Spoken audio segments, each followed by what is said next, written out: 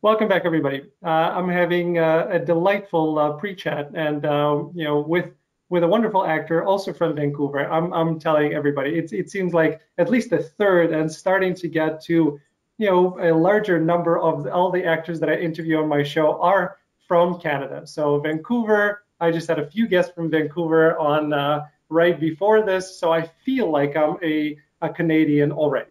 So welcome to the program, Geoff Gustafson. No, thanks so much for having me. I really appreciate it. Yeah, a lot of people know you from Hallmark and Signed, Sealed, Delivered, where you play Norman. I have not watched the series nor the films. After listening to an interview, which was a great interview, we're going to put it right below the video, where you talk about it.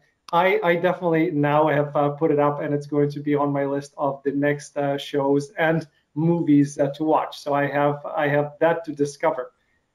Oh wow. Oh, that's cool. Yeah, yeah. There's a lot there. There's a lot of hours of that show for sure. It's a lot of Yeah. fun. And then, but I have seen you before. I've seen you in Hot Tub Time Machine. I've seen you in Psych, my favorite comedy drama of all time. So it's one of those things where because you've been in so many different spots and you've been on a lot of sets, Once Upon a Time and is another one that I've seen you on. Yeah. We catch actors and enough time passes where you don't realize that, yeah, I've seen them in all of this and this and this and this. So as I did my background on you, I'm like, yeah, I've been seeing Geoff around for quite a while. Oh yeah, yeah. It's been a while now. Yeah, I think I got started gosh, maybe 13 years ago now. I think. Yeah, Yeah. commercial work, Mhm. 17 years ago. Yeah, Yeah. yeah. So Go go ahead. ahead. I'm sorry. Oh no, that's all. Yeah, I was just thinking about how long I've been doing this, feeling really old. You and I are pretty much the same age. You're just about 8 months older than I am. So I don't think we're old. So we're just gonna go with that. Okay, fair enough.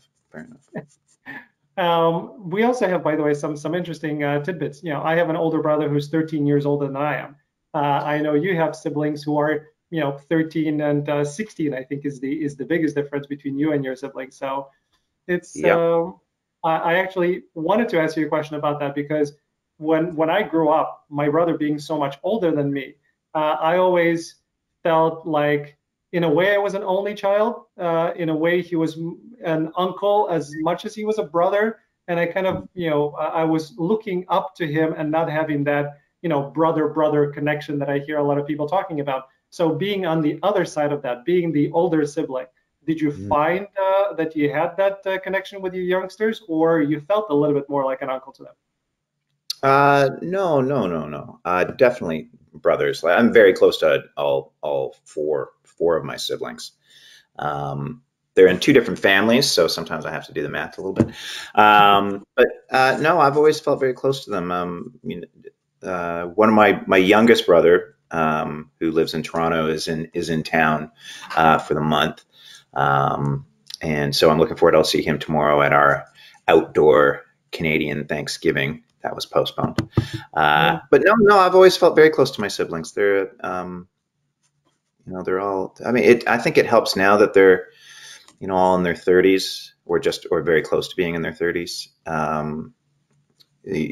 moved out of the house like well before they were even teenagers. So, um, but they definitely still think of me as a big brother, I think. Yeah, yeah, That's nice. yeah, And you mentioned Toronto. I think that's where you started your commercial work, but you're from Vancouver or around Vancouver, and you've been in Vancouver most of your life. Is that correct? yeah. That's right. I grew up in Maple Ridge, and then I was in Toronto at the beginning for 2003 to 2005, and then I've been back in Vancouver since then. Yeah. And Vancouver again, from knowing the types of shows that are shot there, it seems to be a really loving kind of acting community where everybody's really all pulling in the same direction, and they're just doing great work, and everybody seems to know everybody. So it's I from all the people that I talked to, I got those vibes. Yeah, it's really true. I mean, the community isn't that big, to be honest, comparative to some of the other hubs of the industry. but it does have, it's got a lot of years in it now. So, there's a few generations, so to speak, of actors. And I think one thing that we do really, really well here is we're pretty keen on mentoring the next generation. And that's probably where that sense of community comes from. Yeah, it could be. And I was surprised again, some of the shows that are done in Vancouver, and I kind of was looking through your IMDb. I didn't see anything on CW. Did I miss it, or have you done anything for CW? Oh yeah, yeah. I did a show called The Cult. That was a while ago now. It was probably about 2012, maybe Okay. 2012. Yeah. Yeah, because I know CW does a ton in Vancouver. Yeah. I was also trying. They don't want to hire me as a superhero. I don't get it. They should.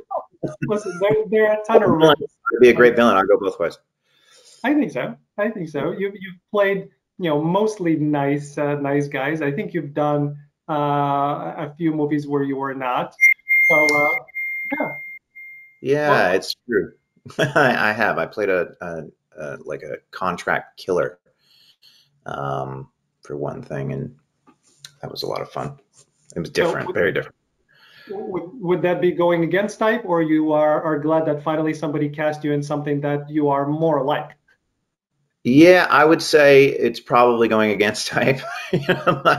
I'm not super keen on murdering people. Yeah. Although, in traffic sometimes. Yes. Yeah. Yeah. I remember having a discussion with George Newbern, who everybody fell in love with when we all watched you know Father of the Bride, and he played just such a sweet man, and he kept on saying, "This is not me." Yeah, and when he was on Scandal, and when he was playing, I forgot the character's name, but somebody who was a contract killer. He's like, well, I'm not that, but there's more of me in that than there was in that character who was so sweet. So Yeah. Yeah, that's often the case, I think. You know, as actors, I think we draw on, elements of ourselves and try to figure out where we fit in the story or what parts of ourselves fit in the story. So, yeah. yeah, and I know another show that I truly enjoyed that was in Vancouver, Travelers. It was Mm. all cast, and I kept on looking like I don't remember you if you were in it, but I don't think you were. So No, no.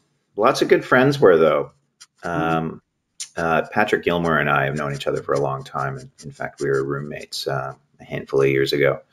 Uh, he's doing very well for himself. yeah, his character on Travelers is probably one of the characters that I liked. Just I don't even know how to describe it properly because watching that character on Travelers, you kind of just love him so much. It just genuinely one of the most like characters in anything that I've ever seen. So Yeah, I really enjoyed that work. yeah. There's an example of somebody playing against their real personality. No, I'm just kidding. I'm just joking. He's a terrific guy. Great guy. Yeah. So that being said, I wanted to kind of get to the stuff that you were working on, and Mm. in looking at again, kind of doing my background and remembering where I've seen you and watching some of that.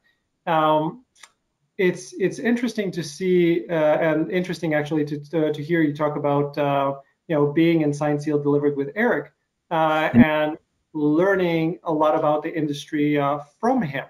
because at that point you weren't kind of exposed to that type of an experience and environment. So I wanted to ask you to elaborate on that somewhat of what were some of the things that you've learned that you were able to utilize since then.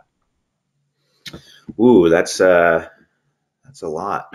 Yeah. um, specifically with Eric, he just had such a really tremendously successful body of work with Ugly Betty and some other things. And I think the one thing that I probably have learned the most is just like it's not quite as it's not every moment on set is quite as threatening as I sort of thought it might be, like my career, if that makes sense. Like I think figuring out where my confidence sits when I'm working has been really important, and Eric really helped kind of guide me to that.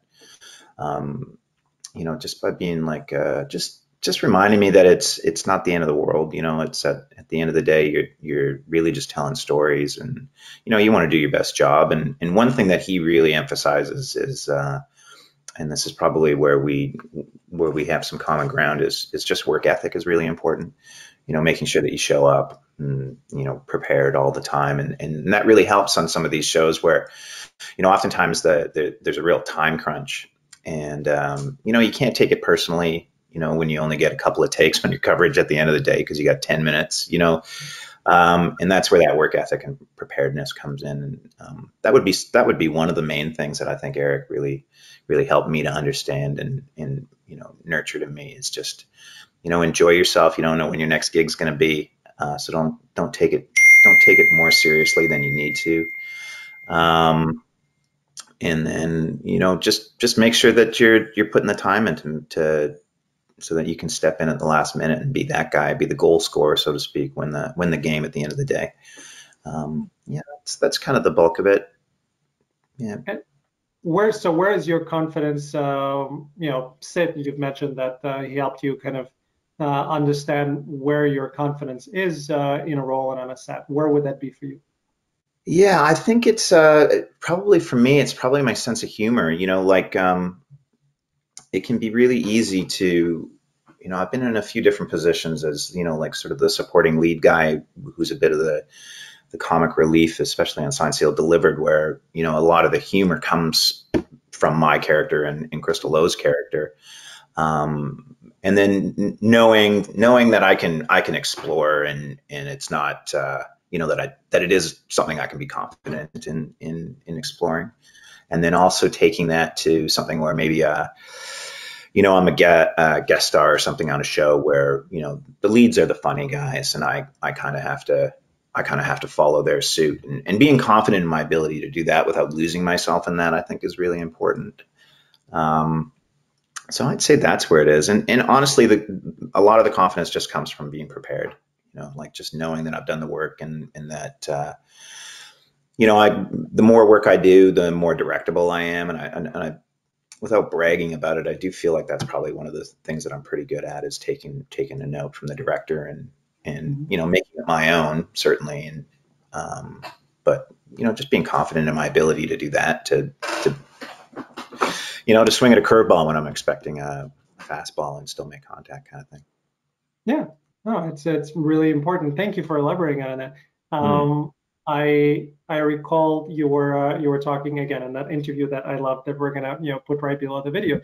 You were saying that, I think in the first scene of Signed, Sealed, Delivered, you had a really kind of an emotional scene where you find out that one of the characters or one of the people from your past has died, and it was a wide shot, and you really felt it in the wide shot, and then you kind of realize that, well, wide shot is great, but you're going to have to do this again and again and really get the close up and feel it. Yeah. So for me personally, that's the part that kind of threw me on set as I started working, which is, I can be completely connected to that, deeply emotional scene, be there.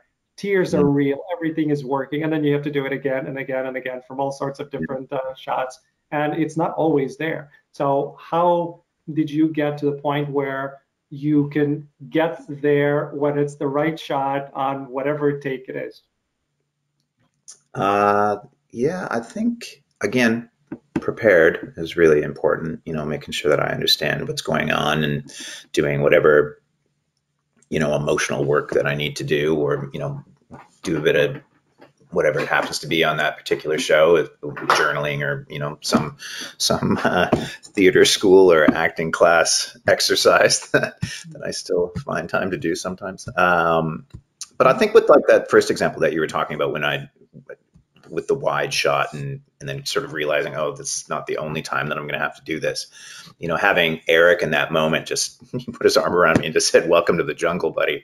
And I just remember thinking, oh yeah, right. This is just like, this is my time. This is my job. There's 100 extras around, or how many ever there were. And he just knowing that it'll be fine. we'll make it work. That the pressure is not on me to have a transcendent experience every time I act.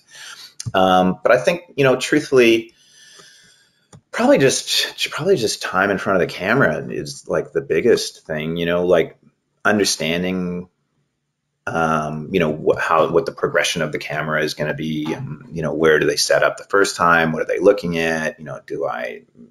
Is this the take that they're looking to use? And communicating to that's like a massive thing, I think, is being able to ask questions of the director, appropriately, and have open communication, from the other people that are invested in what's going on.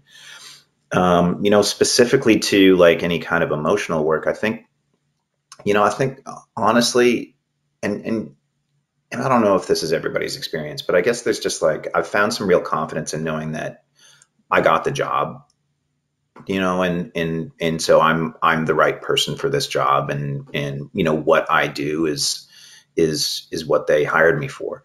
So, on occasion, certainly there's times when, like you said, it's that emotional experience that you've put time and energy into creating is not quite landing, or you've in that little path that you've charted, to get to that point at the end, maybe you missed a step or something, and you just got to know that they got it in another take, really, and just take the pressure off. And when they say cut back to ones, you just you just go back to ones and start that experience again, and really just try not to repeat what you did, but rather just tell that story again as though you hadn't done it already, kind of thing. So that's kind of like the way that I approach it is, know that I'm capable because I'm there.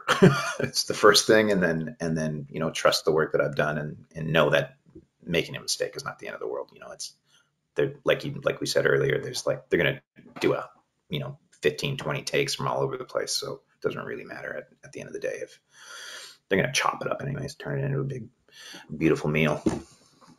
Yeah, because I think again, me personally, it's that, as an artist, you want to be accepted, you want to be understood, you want to be cuddled in some manner of, yes, what you're doing is really good, and we're kind of looking for that from others, and sometimes we forget that we were hired for a reason. We were hired because we do think that we're good enough and we can do it, and now you can just relax and do it, instead of judging yourself through the process. Yeah, honestly, I think one of the things, and I obviously can't speak for everybody, but one of the things that I regularly have to remind myself is to enjoy it. Like everything about it is, a lot of it sure is a grind and what have you, but really, I should be enjoying myself. It's not often, in my experience with a lot of people that I know growing up with, and people that are in my life now, that they're able to pursue something that they're passionate about, and make a living doing it. So yeah, it's true. One of the things I've really learned to do is just make sure I don't take it for granted, but at the same time, really, really enjoy myself. And I think when I'm working with those two sort of energies, or whatever you want to call them, that's when I'm the most successful, like from, preparation to audition to getting on set and execution. So yeah, I think really enjoying myself is like one of the big keys for sure. And I think we came up with the name for this episode. Something with enjoying is going to be a part of it. So thank you for that. Cool. I remember, and this is not again a little off topic, but I'm not sure if you've heard this before. Listening to your interview before and now talking to you, I keep coming back to Phil Hartman. Now there are some mannerisms that really remind me. When you're speaking of Phil Hartman, it's nice because I miss Phil. He was wonderful, and do that. So I don't know if you've ever heard that before. No, never. No, I get. What do I hear a lot of? I hear that Jack Black. I get that a lot. I saw that absolutely. Yeah, and then I don't get it as often, but I used to get Steve Martin a lot. So I don't hear that one as often anymore. The one I really, really like hearing, and I think maybe one person said it, 15 years ago was Harrison Ford. And I was like, as I carry that in my back pocket, that somebody out there thinks I remind them of Harrison Ford. Listen, and in a way, by the way, especially with some facial hair, you have Chris. Okay, one of the Chris's. It's Chris Klein, not Chris Klein.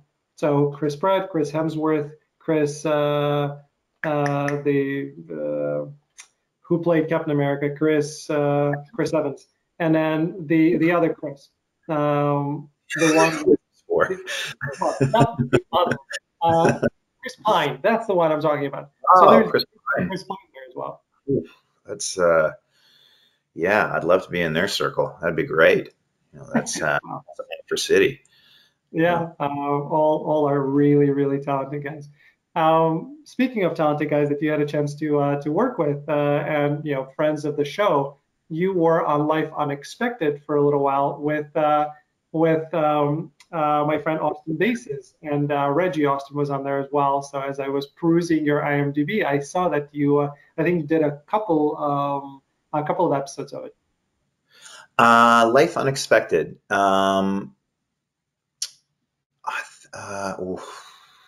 It was on for 2 seasons. These things are. I'm trying to think of what I feel like. I was the lead woman, and her name is escaping me. I think she's on Unreal, or was on Unreal with Constance Zimmer.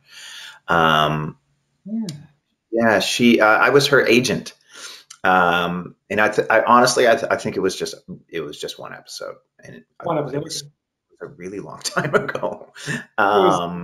Yeah. But yeah, that was a really fun experience. Oh man, I'd have to. This is so embarrassing. I would have to look up the producer's name, but she actually contacted me afterwards to just tell me what a great job I had done, and it was, for kind of. At that time, I was not working a ton. I was still sort of getting my feet under me a bit, and I just remember thinking that was that was about 2009 or 2010, I think. And I just remember thinking, like, Life Unexpected, is that am I thinking of the right one? I think so. I think I'm thinking of the right one. Look that up right now. Yeah. What was the lead woman's name on that? Yeah, coming right up. Oh, I feel like this never happened in other interviews. I'm just like, the guy is horribly unprepared, or maybe just didn't memorize my resume. Maybe that's what it is. Sometimes these things are different when they're being filmed. So unless it was 2010, you were on one episode. You're correct, and your role was Alan, which is the agent. Nice. Yeah, that was definitely the agent. And if you could just remind me what the producer's name was. So, okay. So the cast: Britt Robertson, Shiri Appleby, Christopher Balaha, Austin was there. And then in terms of the producer, let's see, bunch of directors. I love IMDb Pro, by the way. So writers. Yeah, this is a long list. Producers: so Mary Beth Basile, Gary Fledler, Liz Tigler. That's her. Okay. She sent me a message shortly after we filmed just to tell me how happy she was with it, and I just remember thinking at that time, it's not just like, I'm not just kind of like hoping anymore, like people are paying attention, and I felt like my work is actually being acknowledged, sort of beyond my parents giving me kudos and admiration, and I just sort of like that kind of thing goes a long ways, I think. Especially, I don't know if it's the same, if I would think about it the same way now in Vancouver, but being at that time, being sort of as green or as fresh as I was then, and with the way that the Vancouver industry, it's grown so fast and exponentially. But I think like having somebody like somebody from Hollywood or Los Angeles, kind of reach out and say something like that really put like some real confidence and a real feather in my cap to sort of feel like, I am capable of doing this and probably more than what I'm currently doing. And hopefully that plays out. And yeah, I'm just really grateful to Liz for that message, because it did really land for me. That's nice, and that was very nice of her to do. And I know, again, kind of, I have not experienced that yet in my acting career, but I know talking to actors, there's kind of that progression, and at a certain point, you either feel it that okay, I am at the next level, and I'm getting to a point where I think this is gonna work. So maybe that was yours, and that's nice. Yeah, like it was also during a time like it was like my personal life was not, you know, super stable at that point. I had just left a marriage, and was kind of, getting my feet back under me. And yeah, it was nice to feel like I was, still on the path, so to speak, I guess. And Yeah. yeah, Because acting life is not one of stability or linear progression. Acting life is self motivated entity that may or may never work. yeah, it's so true. Like I remember a friend of mine, Erin Karplek, who is very successful in her own right as an actor. We went to university together, and then she kind of really took off, like basically right away. As soon as she got to Vancouver, she really started to make her mark, so to speak. And I remember we would go and we would do like sun salutations in the morning, like kind of fresh out of theater school. And I remember we had these journals with our like goals written in them and stuff. And she would say things. I would be like, I feel like I need a plan B. And she would like, why? Why do you need a plan B? Don't have a plan B. Like this is going to work. You just have to know it's going to work. And I was like, okay, I don't know. Like I'm not wishing, but whatever kind of keeps you on the path, I think you're right. It isn't, there's not a whole lot linear about it. I remember in 2003, I started doing like a ton of commercials when I moved to Toronto. Like I think I did like 8 in 3 months or something. Like it was crazy. And I really thought I'd made it. Like I remember thinking to myself, I made it. Didn't take that long. I had to believe in myself, like Aaron said, and just like really stay the course.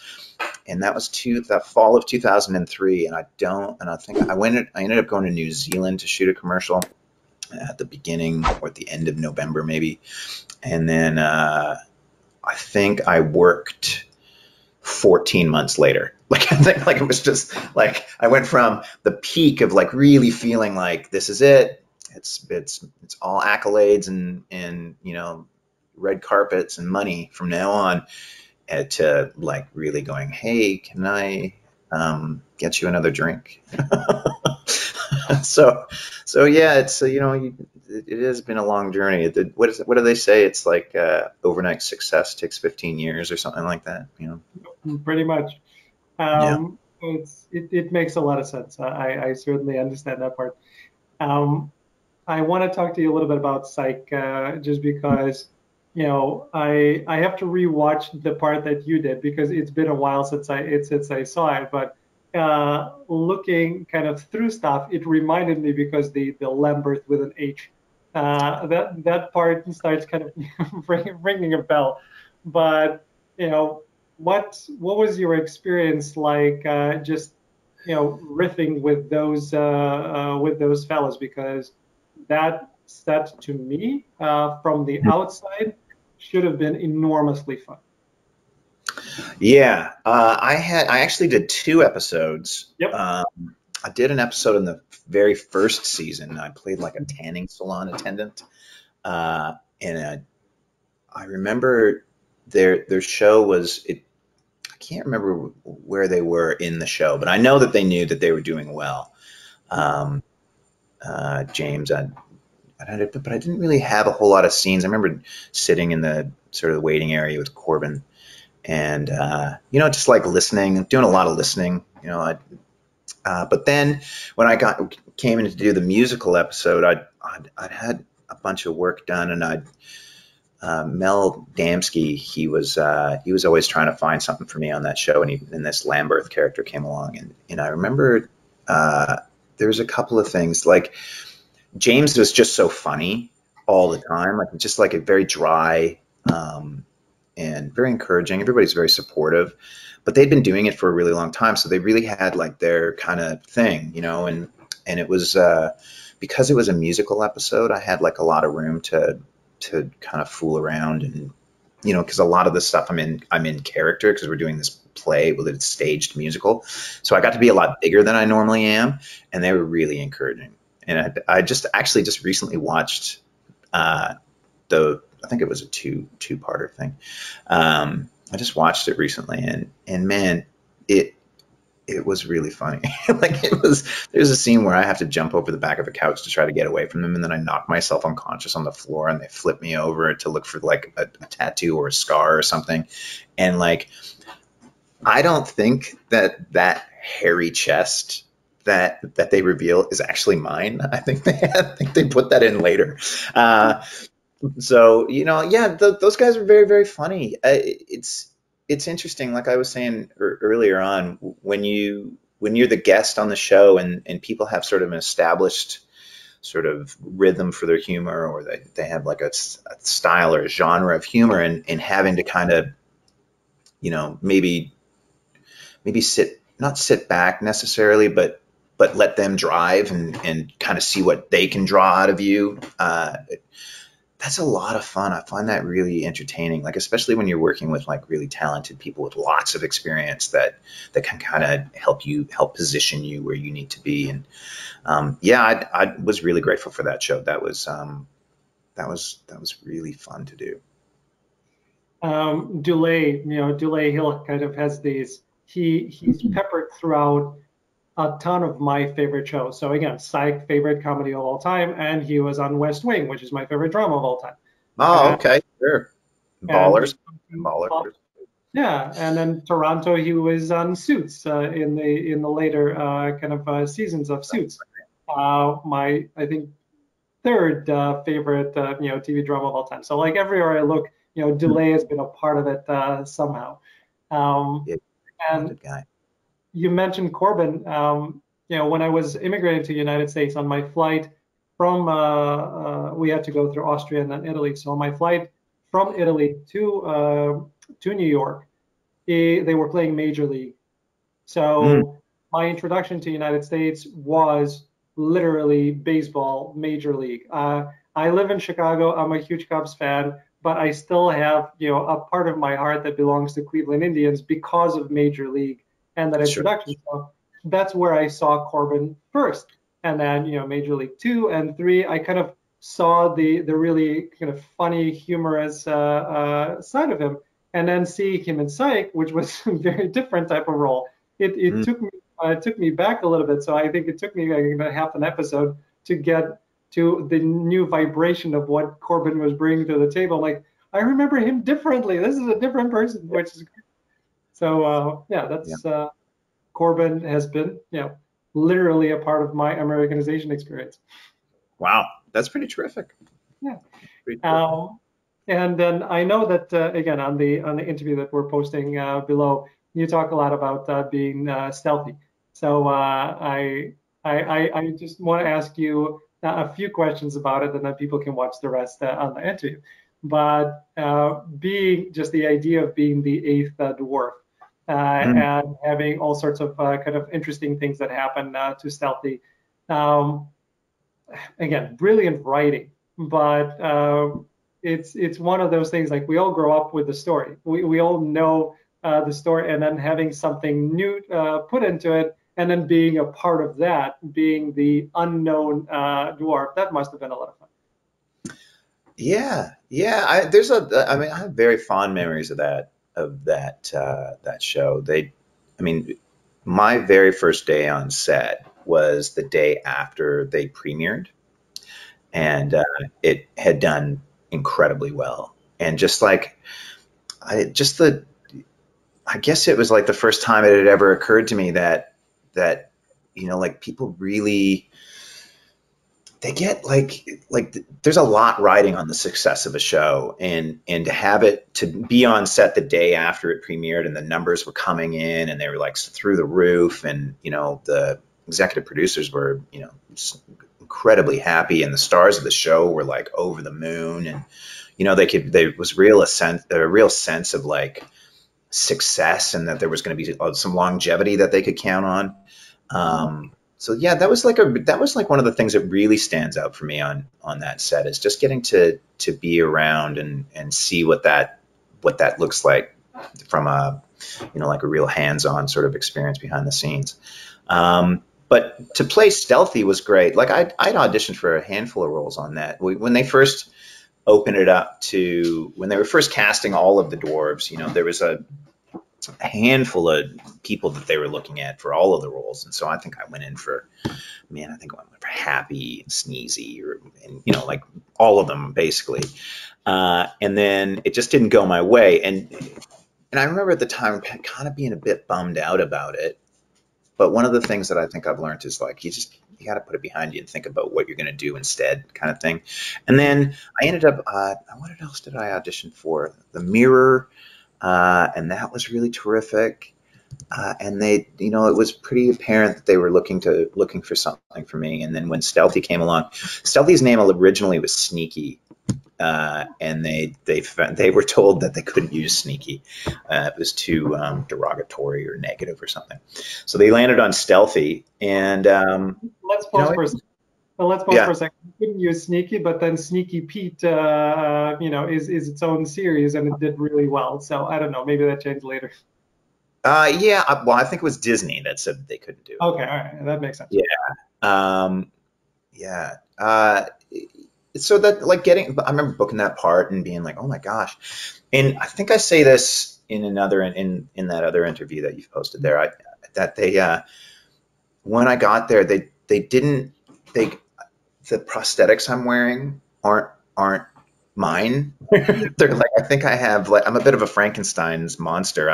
I have like, I don't know, I'm not going to get this right, but I got like Happy's ears and, Dopey's nose or something, and it was like, to sit in that chair, sitting in that chair, because you're there for 3 hours, which is not that much, all things considered, for prosthetics. But at the time, it was kind of my first experience with prosthetics. And I was like, what? Like, this is so much day. And then you realize that like you've been there for 3 hours, and then you go back to your trailer and wait for them to call you to set. And then your days end up being 15, 18 hours long, because you're in prosthetics for 3 hours at the beginning of the day and an hour and a half at the end of the day. And that's like, for most people, that's half their work day. But then you also have to go and do the acting stuff in between. So, yeah, I loved it. I loved that they kept bringing me back. There wasn't, I didn't have a ton to do on that show after the first season, but it was nice that they kept bringing me back. Like that goes to sort of my feelings about like, like just be grateful for what you have and do your best job when you're there, and be prepared, even if it's not that big a deal or like that much work. Just make sure that you're prepared to go. And then, good things happen out of that. They didn't really have any reason to bring me back, other than like, I think maybe they needed to kill another dwarf. I don't know. Well, listen, I think it's you alluded to it, but if you're good, if you're professional, and if you are joyful, then people want to work with you, and they'll figure out ways to get you back on set. And that kept on happening with you on a number of things. So I'm sure it has something to do with it. Yeah, that's nice of you to say. I hope so. Another thing that Signed, Sealed, Delivered has really ingrained in me, I think, is really just that what you said, that sense of joy, like really enjoy yourself, really, like really take advantage of the opportunity. I did this, a good friend of mine, Tyler Labine, works on a show called New Amsterdam. And I was visiting him in New York 2 years ago, I think, in his first season shooting it. And he arranged to have me be the utility reader at lunchtime for their upcoming episode. And, there's like a handful of things that, everybody was there, like all the stars of the show were there. And I think there was a part of me that was a little bit overwhelmed, for sure. But Ty was there. I've known Ty for, almost 30 years. And, he was just like, he used to sit beside me, and one of the roles I had to read was his husband, that sort of, it's revealed I don't think I'm spoiling that for anybody. They're well into that storyline. Right. And I just remember there was a part where we're having this heart to heart. And I remember reaching out and holding and grabbing his hand and just sort of like, he squeezed my hand back and I was like, yes, this is that acting juice, just live that moment. Just like take advantage of that one moment. You never know what's going to happen. And I remember right after that, the director of that episode walked up to me and he said, "Hey, are you local?" And in that moment, I was like, "Oh, that's how easy it is." I was just like, if I was, who knows? Maybe that puts me in line for something. But yeah, I think that just speaks to just being ready to go and having some confidence and enjoying yourself and making the most of the opportunity. Yeah. That's wonderful. Is that your dog? My dog has come over. She's Hello. yeah, there she is. That's Blue. Huh? Can you go do something else here for a sec? Thank you. I'll take you out in a bit. Nothing wrong with that.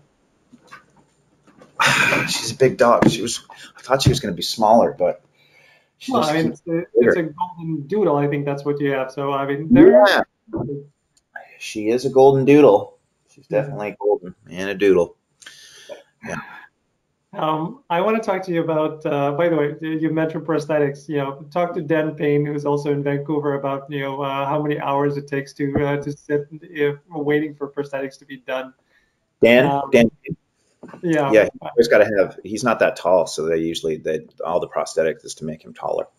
I think so. Could be. I've worked with him several times. He's a hilarious man. I don't know if that's always.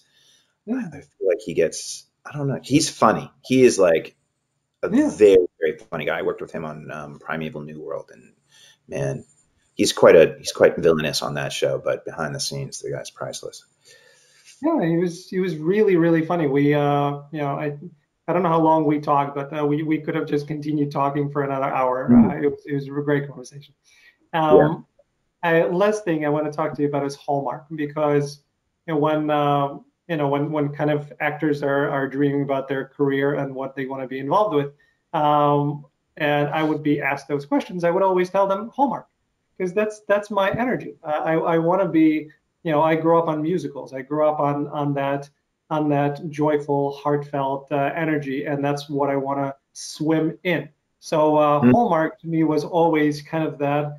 I would love to do Hallmark movies just because it's that type of energy.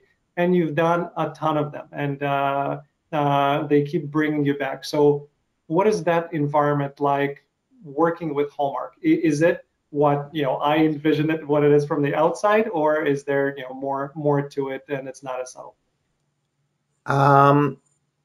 Yeah, I mean it's interesting when you talk about Hallmark, because there's the Crown Media element, which is the Los Angeles part, and they host like the TCA event every year, 2 of those things a year, and you get to go and walk the red carpet and stuff. But then there's also a lot of sort of production houses and producers that they're involved, but they're not all associated. So like a lot of the time, I work with Kevin Fair a lot. He's directed most of the Signed, Sealed, Delivered stuff, but like that experience is always fantastic. We have such a great shorthand in terms of how we communicate and stuff, and Hallmark is super, super supportive. They're always sending out little thank yous and happy birthday stuff, and it's such a massive company, right? Like it would be very easy, I think, for them to kind of look at it like a giant bag of jelly beans that not everyone gets eaten, but they really do. That was a weird analogy. I don't know if that's going to land. But it's they really do go out of their way to make sure that the people that are involved in their shows, from from the people that maybe do 1 or 2 to the people that are doing, dozens of them, do go out of their way to make sure people feel welcome and part of the family. And it really is a big family a lot of the time. It's pretty terrific. I'm really incredibly grateful for Hallmark and what they've done for my career. The lines of communication are always open. I can, like I can send Michelle Vickery a note and she'll respond, or I can, Randy Pope is like, he's like fantastic at getting back. If I'm interested in a part and I'm like, hey, what do you think about me for this? And, he'll pass it down the line or what have you. And it's just like so many people in Vancouver make their living doing it, that it's, it's hard not to be anything but grateful for them. That they're a pretty spectacular bunch. And the one thing that I really, really appreciate about them is that they're evolving. They're not just kind of resting on their laurels, so to speak. They're mindful about what's going on in the community, and they're looking to address things that are maybe systemic in their world, and they're really not just sort of saying what people want to hear. They're actively making changes and to be more diverse and to be more inclusive, and I think, without getting too political, but the world just sort of seems to be on, with the pandemic and everything, like the massive social rights movement that is, happening, and that we're all experiencing, on some level, whether we're active in it or just trying to get through the pandemic or what have you, like to know that these things like Hallmark that do provide family friendly, easy to, I'm not going to say they're not easy to like snack on, not like that, but like they're easy to trust. Yeah. They're so heartfelt, to know that there's like a real element of that's truthful. Like they're not just trying to, knock out as many Christmas movies as possible. They're really trying to provide entertainment that brings people together. And that's, in my opinion, that's like a real strong part of what their sort of corporate personality is doing that kind of thing. Yeah, I'm very happy to hear that, and it is so needed. One only needs to turn on television for a few minutes and turn on the news, and they really need an escape into a better, more understanding world that actually shows the goodness and kindness of people, as opposed to as an outside expression. So it's certainly needed for me. I know me personally, and I keep on kind of referencing musicals, but anytime I get out of my the normal state of what Alan feels like, which is usually joyful and happy and accepting and loving, that's my normal kind of vibrational state.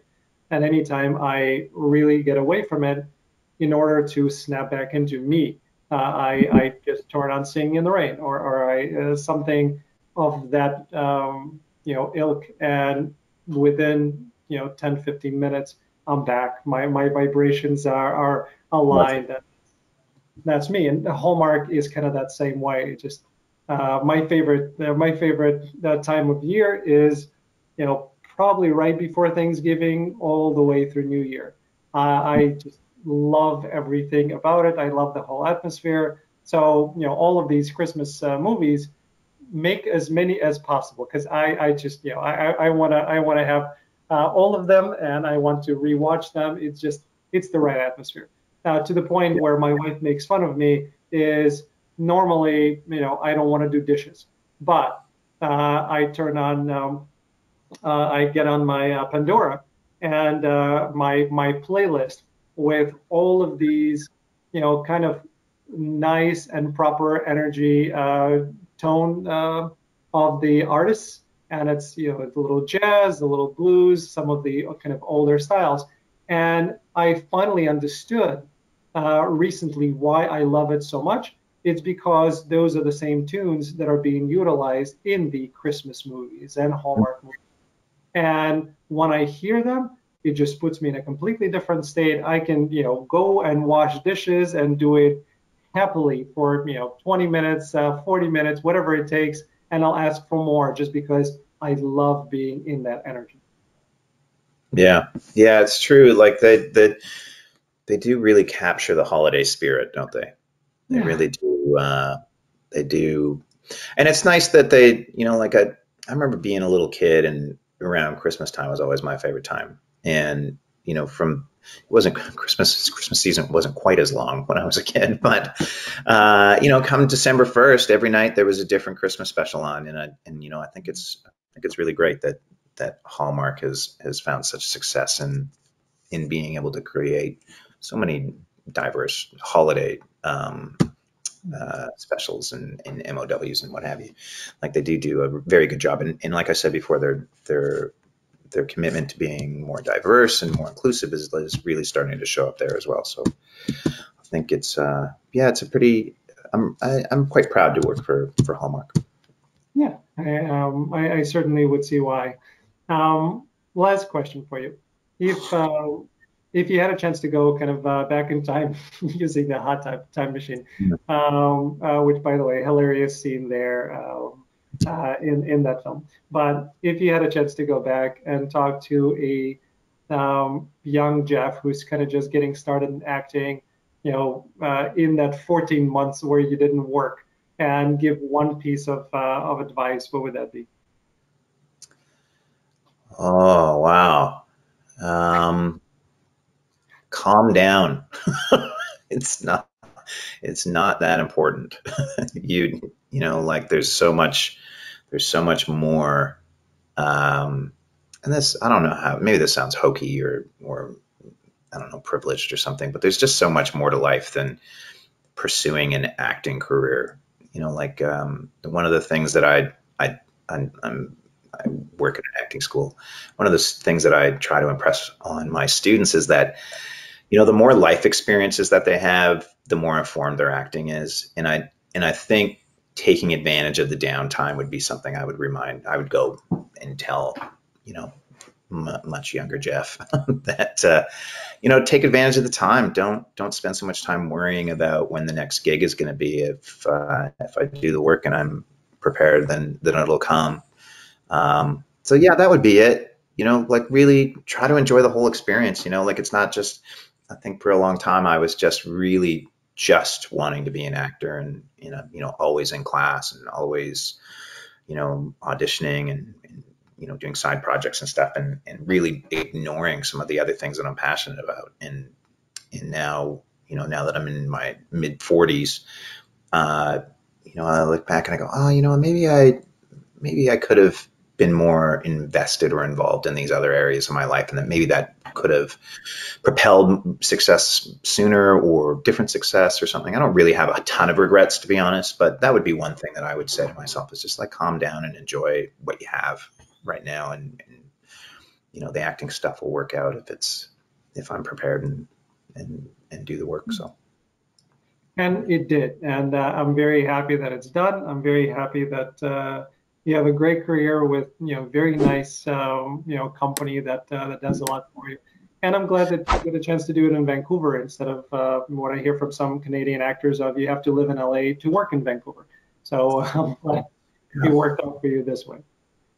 Yeah. I thank you so much for saying that. I do appreciate it. It's nice. It's a nice reminder that 'cause I don't think I'm that successful, but when I look at it and having this conversation and a lot of the things that we touched on, I was like, oh yeah, I have been doing this a long time, and oh yeah, I am forgetting things that I thought I would never forget ever, like names of people that I worked with or what have you, and yeah, it is nice to sort of reflect on, I guess, and I guess something else to be grateful for is that I do kind of have a bit of longevity now in this career, and I do get to be in Vancouver. My whole family's here. I look at some people that are like away from their families, and like I said, I'm really close to my siblings. I'm very close to my parents, and my sister has a son. She had a baby in February, and I just I don't think I'd be as happy if I wasn't as close to my family. Like pursuing acting is a real privilege, I think, and being close to my family, I think is a top priority. And I'm not saying I wouldn't miss acting if I had to choose between the two, but I think the writing's on the wall with what my feelings are on that. In my mid 40s, I'd much rather be around my family than I think anything else. So Yeah, I'm grateful for the Vancouver industry as well. Yeah. Yeah, nice. I'm And trying to read what your mug says every time. I'm like, is that an advertisement? What is it? Because it comes from your mug comes in so like big in frame, and that life is good. Yeah, no kidding, man. It really can be. Yeah, what's on the other side? Some sort of nightmare? What is? What are you reading when you drink it? Ah, there you go. Yeah, that's good advice. yep, it's I'm glad it's cynical. yeah, it's a company that is sold in Hallmark stores. It's Life is Good company, and I love all of their stuff. As a matter of fact, I started. I kind of paused it during the time of COVID, and then once I started the show, things just kind of became really difficult to try to find the time. But I started my own kind of inspirational apparel company where I did a whole bunch of different designs, and it ran pretty well. So once COVID is over, we're gonna start getting back to that. Now that I think I have the show figured out, and I'm gonna be on my 100th episode. I Wow. guess it was a 5-month anniversary of the show, and a 100th episode will be next Thursday. So it'll Well, be amazing. Congratulations. That's fantastic. Talk about longevity. yeah. I never would have imagined on mid-May of this year during the pandemic when I was thinking, what, I want to talk to people, Yeah. and I'm gonna try doing that, and kind of started doing research. I've never done YouTube, so I had to learn a whole new industry. And now on my IMDb, now you know how it says, kind of the projects that we've been involved in. My acting doesn't even show up because all of my IMDb is showing producer, director, and and, Oh, and writer, because I have close to 100 episodes of the show, and that's the credits that I have from there, and all of my acting credits have just kind of gone by the wayside. So wow. it's interesting. Thank you so much for coming on. I really appreciate it. It's a pleasure talking to you, Jeff. Well, thanks so much for having me, Alan. Thanks for digging me up. It's nice to sit down and chat with somebody who has similar feelings about the industry as I do, and really appreciate your time. It's my pleasure. And thanks to everybody for tuning in into another episode of The Love of Acting, where we just get a chance to talk to like-minded people. And hopefully you've got as much out of it as I did. And thank you.